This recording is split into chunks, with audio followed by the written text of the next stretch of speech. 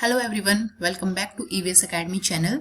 तो आज हमारा डिस्कशन का टॉपिक रहेगा क्लाइमेट चेंज परफॉर्मेंस इंडेक्स, जिसमें हम बात करेंगे इंडिया का क्या रैंक रहा है, कितना उसने मींस ऊपर गया रैंक, और बाकी कंट्रीज का क्या क्या रैंक रहा है और क्या क्या फैक्टर्स इसके अंदर कंसिडर किए जाते हैं जब भी क्लाइमेट चेंज परफॉर्मेंस इंडेक्स बनाया जाता है। क्योंकि अभी 2022 में आया है, तो ये जो अभी अपकमिंग एग्जाम है हमारा 2023 में मार्च में जो एग्जाम होने वाला है, उसके पॉइंट ऑफ व्यू से बहुत इंपॉर्टेंट है एज अ करंट अफेयर।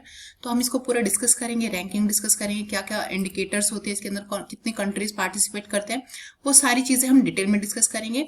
तो वीडियो को पूरा ध्यान से देखिएगा। और वीडियो स्टार्ट करने से पहले मैं आपसे रिक्वेस्ट करना चाहूंगी कि हमारे चैनल ईवीएस एकेडमी को आप सब्सक्राइब कर दीजिए, सो दैट कि आपको अपडेटेड इन्फॉर्मेशन टाइमली मिल जाए, नोटिफिकेशन आपको मिल जाए, सो दैट कि आप जल्दी से उस चीज को ज्वाइन कर पाए, वीडियो देख पाए। तो चलिए स्टार्ट करते हैं आज का topic.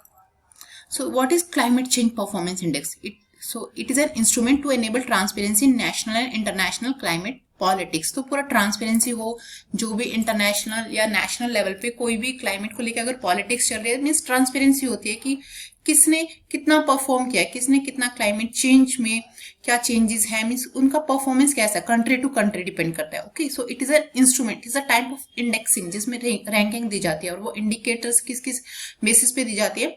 Okay, so the climate change performance index, that is called the CCPI. आपको ये फुल फॉर्म भी याद होना चाहिए, which has been publish since 2005 में स्टार्ट हुआ था। Aims at enhancing transparency in international climate politics. It also enables the comparison of individual countries climatic protection efforts in the progress. जैसे मैंने आपको बताया कि वो कंट्री, हर एक कंट्री का क्या देखा जाता है, जितनी भी कंट्री पार्टिसिपेट करती है इसमें, कि उनका वो कितना एफर्ट करें क्लाइमेट चेंज को क्लाइमेट को प्रोटेक्ट करने में, और क्या उनकी प्रोग्रेस है। Now it uses a standardized framework to compare the climate performance of 59 countries, okay, and the European Union, which together account for 92% of global greenhouse gas emission. तो कितनी कंट्रीज होती है इसके अंदर? 59 countries and the European union, okay, which together ये सभी क्या करती है, क्यों इनको इसके अंदर लिया गया? बिकॉज ये सारी क्या करते हैं, जितना भी global green house gas emission है उसमें 92% जो कॉन्ट्रीब्यूशन होता है वो इन कंट्रीज का होता है। Now what are the standardize criteria, क्या क्या क्राइटेरियाज, क्योंकि अगर हम किसी की कोई भी अगर हम रैंक दे रहे हैं किसी भी चीज को, तो कुछ क्राइटेरिया हमने सेट किया होगा।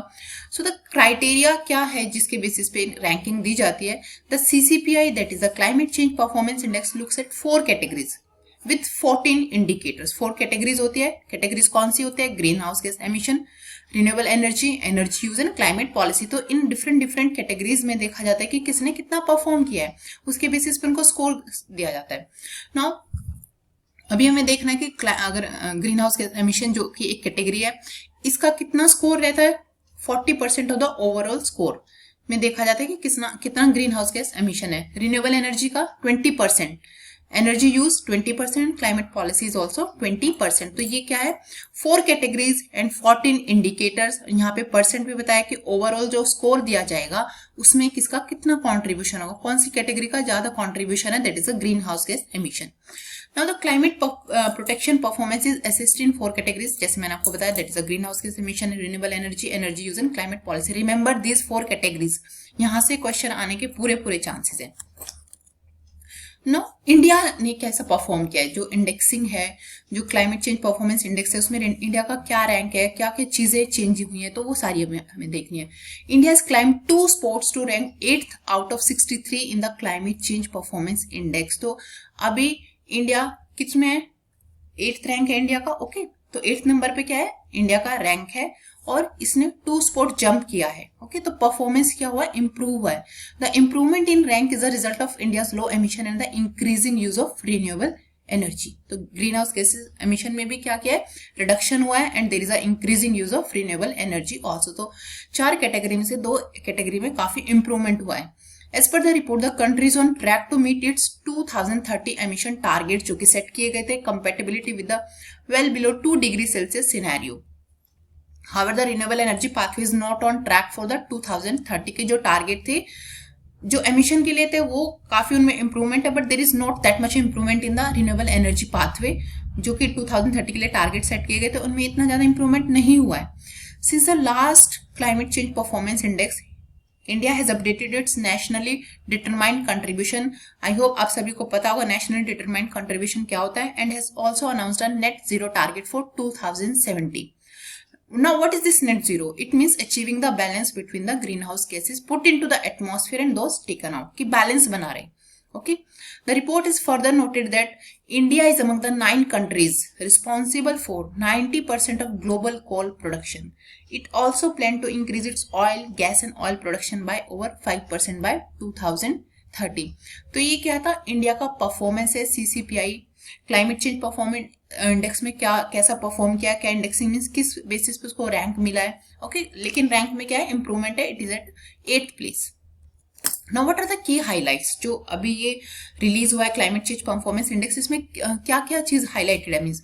सो the ranking in the report by 3 environmental non governmental organisations are based on how well the countries have been doing to half their emissions by 2030. कैसे वो परफॉर्म कर रही है. Essential aspect to keeping the 1.5 degree Celsius goal within reach and preventing the dangerous climate change. Okay. Now the report leaves the first 3 place. जो first 3 rank है, first, second and third, वो किसी को भी नहीं मिली है. In the ranking entities, no country has performed well enough in all the index categories to achieve an overall very high ratings. तो कोई भी कंट्री, जितनी भी कंट्रीज में पार्टिसिपेट करते हैं, उनमें से किसी भी कंट्री ने इतना अच्छा परफॉर्म नहीं किया है कि उनको टॉप 3 में रखा जाए. The report puts Denmark in 4th place. आपको ये सीरीज याद रखनी है कि किसका कितना रैंक है. एटलीस्ट जो फर्स्ट 10 है उनका रैंक आपको याद रखना है. The report put Denmark in 4th place, followed by Sweden and child. China, which is also the world biggest polluter, fail 13 places to 51st in CCPI 2022 and also received an overall very low rating due to the plans for new coal-fired power plants. The United States rose by 3 ranks to the 52, Iran 63rd, Saudi Arabia 62 and Kazakhstan 61 fared the worst. So ये क्या थी? Ranking थी different countries की. तो आप लोग को comment section में फर्स्ट टॉप 10 कंट्रीज का सीरीज वाइज बताना है कि क्या उनको रैंक मिला है. इंडिया का 8th रैंक है. बाकी आपको टॉप 10 का कमेंट सेक्शन में आप लोग को बताना है कि किसका कितना रैंक है, क्योंकि आपको टॉप 10 तो याद होनी चाहिए एग्जाम के पॉइंट ऑफ व्यू से. आई होप आपको CCPI में इंडिया का क्या रैंक है, कौन से 4 इंडिकेटर्स होते हैं, कैटेगरीज जिसको बोल सकते हैं, कितने इंडिकेटर्स होते हैं उसके अंदर, किसका कितना कॉन्ट्रीब्यूशन होता है, कौन से कैटेगरी का कितना कॉन्ट्रीब्यूशन होता है ओवरऑल स्कोर में. ये सारी चीजें आई होप आपको क्लियर हो गई होगी. आपने ये सारी चीजें नोट डाउन भी कर ली होगी. अगर आपको कोई भी प्रॉब्लम या कोई भी चीज समझ नहीं आई तो हमारे कमेंट सेक्शन में जाके, वीडियो के नीचे कमेंट सेक्शन में जाके बता सकते हैं कि आपको ये चीज में प्रॉब्लम है. तो इस वीडियो को पूरा अच्छे से देखिएगा, शेयर कीजिएगा और हमारे चैनल को सब्सक्राइब करना मत भूलिएगा. Thank you so much.